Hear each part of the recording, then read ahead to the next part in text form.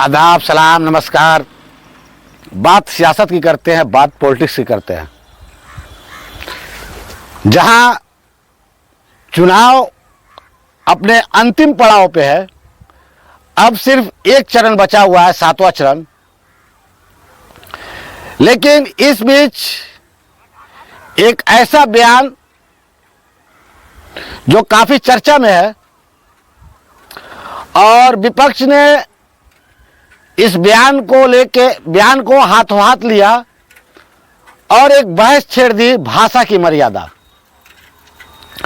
पटना चुनावी रैली में जैसे ही प्रधानमंत्री नरेंद्र मोदी ने मुजरे शब्द का इस्तेमाल किया, देश की सियासत बिल्कुल गर्मा गई।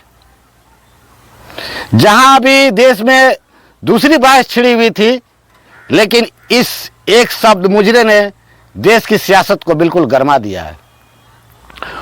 वोट बैंक पॉलिटिक्स पे विपक्ष पे कड़ा प्रहार करते हुए मोदी जी ने जब ये कहा कि इंडिया गठबंधन को अपने वोटरों की गुलामी करनी है तो करे, और उन्होंने यहां तक कह दिया अगर उनको वहां जाके मुजरा करना है तो मुजरा करे। यकीनन यह बयान काफी शर्मिंदा करने वाला है और इस बयान को लेके कांग्रेस की महासचिव प्रियंका गांधी ने काफी तीखी प्रतिक्रिया दी है। प्रियंका गांधी ने कहा कि आप इस देश के प्रधानमंत्री हैं और प्रधानमंत्री पद की एक अलग गरिमा है, उसका आदर करना चाहिए, पद का ख्याल रखना चाहिए। तो कहने का मतलब है कि हर नेता अपने वोटरों को लुभाने के लिए न जाने कौन कौन सा बयान जो है दे रहा है। इस चुनाव के अंदर कई सारे बयान जो काफी चर्चा में रहे, लेकिन जो आखिरी दौर चल रहा है चुनाव का, उसमें ये जो मुजरा वाला बयान है वो काफी चर्चा का विषय बना हुआ है। और इसमें कोई दो राय नहीं, हर शख्स को, हर नेता को एक लिमिट ये में बोलना चाहिए, भाषा की मर्यादा का ख्याल करना चाहिए। अब मुझे नहीं लगता कि ऐसा बयान प्रधानमंत्री ने क्यों दिया। विपक्ष इसको भुनाना चाह रहा है, जबकि इससे पहले चुनाव में अगर 2019 और 2014 में जब आप देखेंगे,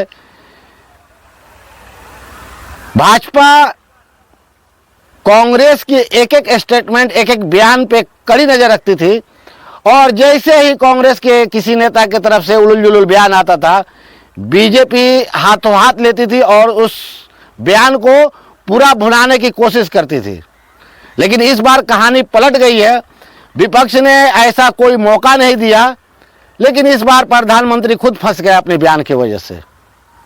जबकि एक तरफ कहा जाता है और हकीकत भी है कि इस देश के अंदर प्रधानमंत्री के भाषण का जितना इम्पैक्ट पड़ता है वोटरों पे, उतना शायद ही किसी पे पड़ता हो।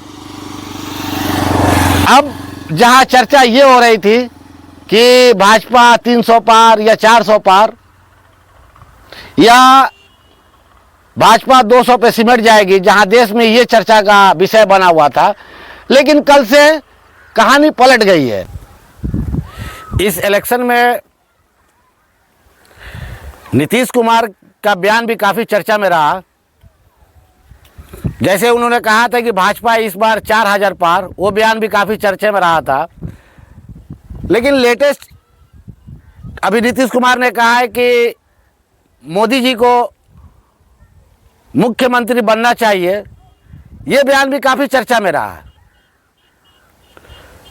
कई लोग इसको हास्यास्पद बयान बता रहे हैं, लेकिन जो मेरी अपनी नज़र है, जो मेरी परख है, जहां तक मैं सोचता हूं, नीतीश कुमार की ये सोची समझी चाल है, नीतीश कुमार की ये सोची समझी रणनीति है। क्योंकि नीतीश कुमार का अगर आप इतिहास उठा के देखेंगे तो इस देश में नीतीश कुमार ही एक ऐसा नेता है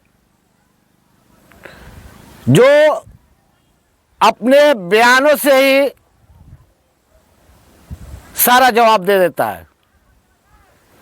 और इस बयान को लोग मजाक में ले रहे होंगे, लेकिन आने वाले दिनों में आपको पता चलेगा कि नीतीश कुमार ने ये बयान मजाक में नहीं दिया, बल्कि कहीं ना कहीं नीतीश कुमार चाहते हैं कि मोदी जी दोबारा वापस मुख्यमंत्री की पद संभाल ले, प्रधानमंत्री छोड़ के।